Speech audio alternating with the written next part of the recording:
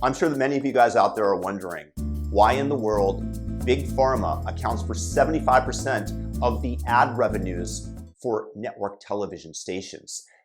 The key point that I want to emphasize and that I'm going to be describing more is that pharma advertising is not done to influence the customers on their decisions who are watching the news. It's to impact the news itself. Pharmacies' advertising and the spending that they do as part of their lobbying and public affairs budget. It is a way to buy off news networks to influence the debate. Brought to you by Pfizer. Brought to you by Pfizer. Brought to you by Pfizer. It really isn't complicated, because if pharma is the largest source of revenue for nearly every mainstream media entity in the country, which of course it is, those media entities will think twice before writing a story that attaches something negative to their biggest advertisers, or seriously investigating why Americans are increasingly sick and sicker, which, by the way, is really good for the revenues of Big Pharma. Let's take, for example, the drug Wegovy, the weight loss drug which I made a video about not so long ago that might have been a little too spicy. The issue at hand is not whether the public actually takes the drug because of the advertising. That is a minor side benefit of doing so. But what their goal is to get the government to subsidize the drug to the tune of billions of taxpayer dollars as the first line of defense against obesity, which unfortunately is on the table. And I'm sure that you've seen the propaganda pieces out there. Everybody from the New York Times to 60 Minutes and everybody in between have run major pieces saying that obesity isn't within our control, as if we don't control our own diet and what goes into us. And they argue that we should be prescribing obesity drugs widely, even to children. These are pharma talking points, and they need to define obesity as a lifetime disease, an epidemic, which needs to be managed in order to get government funding for Wegovy or Ozempic. But if the media were to investigate why we went from a nation with almost zero obesity to one with greater than 40% of our population very fat, and determined that it was due to a changing diet and a shift to more processed and sugary foods, combine that with a lack of exercise and movement, that would extinguish the lobbying efforts to get expensive weight loss drugs on the subsidized list.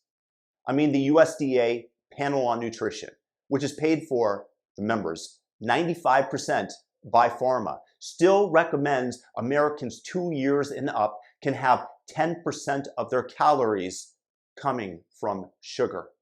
10% of all food stamp spending goes to pay for sugary drinks. And this is lobbied for by the Coca-Cola Corporation and Pepsi, using million-dollar donations to, for example, the NAACP to leverage politicians with the threats that they are racist should they deviate from the industry desires. The NAACP is essentially being bribed to pressure lawmakers to allowing sugary foods to be given to young black youth on food stamps. Is this good for them? Well, let's examine. Because of this, an average child today eats 100 times more sugar than they did 100 years ago, for instance. And this is what happens when you deviate from the free market and centralize spending of other people's money into the hands of people whose primary incentive is to be reelected. There are clear policies that would reel all this back, like cutting subsidies, which of course the companies oppose because they are dipping their hands into the taxpayer honeypot. And urgent stories are needed by the media to address and allow people to understand the root cause of obesity, which is just one manifestation of chronic the chronic disease crisis tied to food. But you just don't see this very often. The coverage overwhelmingly carries pharma and big food's narrative and does not explore root causes. This is by design again. Pharma is able to buy the news. Today, some studies estimate that 80% of the deaths and 90% of our healthcare costs in the United States are tied to preventable and reversible lifestyle diseases. We're talking heart disease, diabetes, kidney disease, and many forms of cancer, and even to some degree, Alzheimer's are often food-borne illnesses and would be wiped out with simple public policies to unpoison our food supply. In tech, innovation leads to lower prices and better quality. In healthcare, more spending means worse outcomes. Healthcare is now the largest and fastest growing industry in our nation. If the American experiment fails, a good part of the blame will lie on the fact that we allowed our nation to become sicker, fatter, more infertile, with greater rates of depression, while also letting our country go bankrupt due to healthcare costs. This is one of the largest issues facing our country, and the mainstream corporate legacy media is not only disinterested, they are, because of economic incentives, actively gaslighting the problem.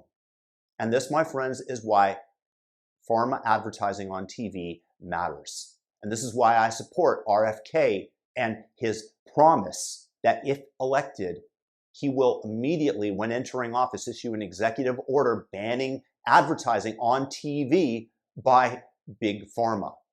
This is why we should all support much, much smaller government and the spending decisions going back to the individual rather than being centralized by a bureaucrat who can be bought off by donations or threats to his reputation. And why we must keep these multi-billion-dollar honeypots from growing, where people, corporations who want to dip their hand and grab as much of it for themselves as they can will do so at the expense of your health and that of the nation's.